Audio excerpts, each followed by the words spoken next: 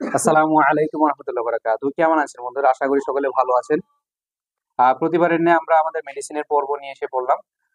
আজকে আমরা খুব ইম্পর্টেন্ট একটা মেডিসিন আলোচনা করব। আমরা বেশিরভাগ এটা সেক্সুয়াল রেমেডি হিসেবে ব্যবহার করি, কিন্তু এর আরো কিছু চমৎকার লক্ষণ রয়েছে যেগুলো কিনা আমরা আমাদের প্র্যাকটিস লাইফে অন্যান্য যে পেশেন্ট গুলো আমাদের সাথে আসবে তাদের জন্য খুব ভালো ইফেক্ট ফেলবে। এমনকি এমন অনেক স্টুডেন্ট আছে যারা অনেক পড়াশোনা করলে তাদের মাথা ব্যথা থাকে, মাথা ধরা থাকে, তাদের ক্ষেত্রে মেডিসিনটা প্রচুর প্রয়োগ করা হয় এবং সেক্সুয়াল ডিজিজ হিসেবে এই মেডিসিনটা অনেক ভালো ব্যবহৃত হয়। পাশাপাশি বোনস প্রবলেমের জন্য এটা ব্যবহৃত হয়। আচ্ছা, আমরা আমাদের প্রতিনিয়ত আমরা মেডিসিনটাকে যেভাবে শিখি সেই আদলে শেখার চেষ্টা করব। মেডিসিনের নাম হলো ফসফরিক অ্যাসিড। সেটা তৈরি হয়েছে নামের অনুসারী, নাম যা এর এর সাথে উৎপত্তির যে মেডিসিন যে মিনারেল সোর্স থেকে তৈরি হয়েছে ওর নামানুসারে এটা নাম তৈরি করা হয়েছে।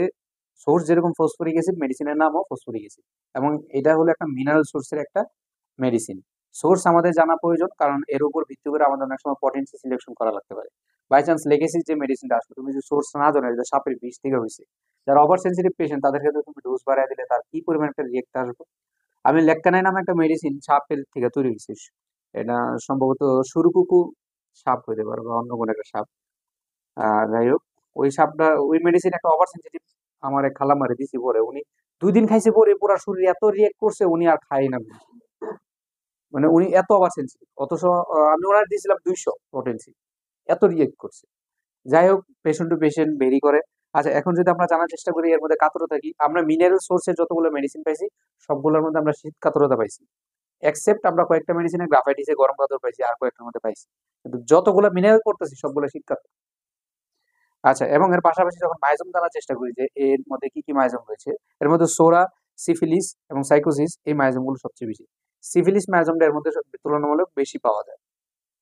এখন যদি আমরা জানার চেষ্টা করি এই মেডিসিনটা কোথায় কোথায় ভালো কাজ করে, এটা আমাদের জন্য জানা খুবই জরুরি। কারণ আমরা যদি জানতে পারি, বুঝতে পারি যে আমার এই পার্টিকুলার পার্টের উপর বা অর্গানের উপর এই মেডিসিনটা ভালো কাজ করে, তখন আমাদের জন্য সহজ হয় একটা রোগী আসলে যে আমার এই মেডিসিনটা তার উপর কতটুকু দখলতা রাখবে, তখন একটা আরো ফেথ পাওয়া যায়। এই জন্য আমরা কি ক্রিয়াস্থল গুলো কি আমরা ক্লিয়ার হয়ে থাকবো যে এইভাবে এই মেডিসিনটা এই জায়গায় ভালো কাজ করে।